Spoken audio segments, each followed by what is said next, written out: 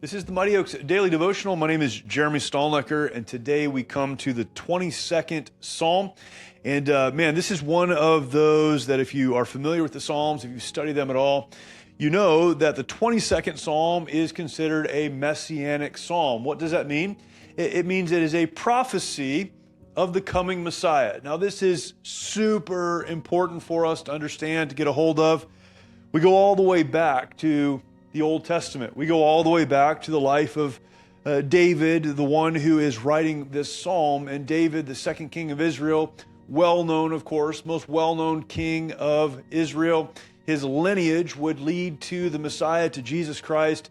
We could spend all day talking about those things, but long before Jesus came, the prophecies existed, known to the children of Israel, known to the people who lived in Israel, known to those Jewish worshipers, were the prophetic words of the Messiah. And that's why when we get to the life of Jesus, we know that so much of what Jesus says refers back to what was said of his eventual coming. And this is one of those Psalms. Psalm 22, beginning in verse number 1, says this, my God, why hast thou forsaken me? Why art thou so far from helping me and from the words of my roaring? O my God, I cry in the daytime, but thou hearest not, and in the night season, and am not silent. Verse 3, but thou art holy, and thou inhabitest, O thou that inhabitest the praises of Israel. And this psalm goes on for 31 verses. And the point I want to draw your attention to today is this. When we look to Jesus as the Messiah, as the fulfillment of the promise made by God to Adam and Eve all the way back in the Garden of Eden.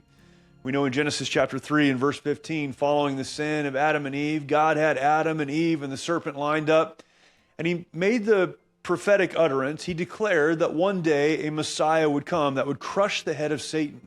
Certainly he was referring to Jesus Christ, his son, and throughout the Old Testament and in some very specific locations, we have those prophecies given in great detail. Here we see in verse number 1 of chapter 22, my God, why hast thou forsaken me? These are the same words that Jesus declared while he was hanging on the cross. So much of the description found in chapter 22 of the Psalms, this 22nd Psalm, is a description of what Jesus was going through during that period of time. Why is this important? It's important for a lot of reasons, of course. But why is it important for us today?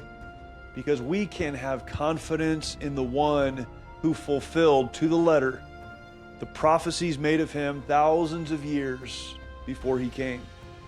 I'm thankful that as we look to Jesus, our Savior, we're not simply looking to one that we were told was the Messiah, but we're looking to the one that lived out and fulfilled what was prophesied of his coming years, decades, generations before he came.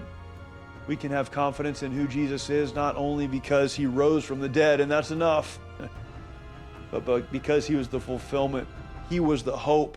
He was what the believers of the Old Testament were looking forward to. And today we can look back toward him, back to him, and understand he is the Savior that was waited for, the Savior that fulfilled the prophecy, and the Savior that humanity needed to pay the price for sin. We can have confidence in him. And I'm thankful that even in the middle of the Psalms, we have the prophecy of his coming. Be confident in our Savior. Thank you for joining me today. I look forward to talking to you tomorrow for another Mighty Oaks Daily Devotional. For more information about the Mighty Oaks Foundation and the work that we do for veterans, active duty service members, and first responders, please visit mightyoaksprograms.org.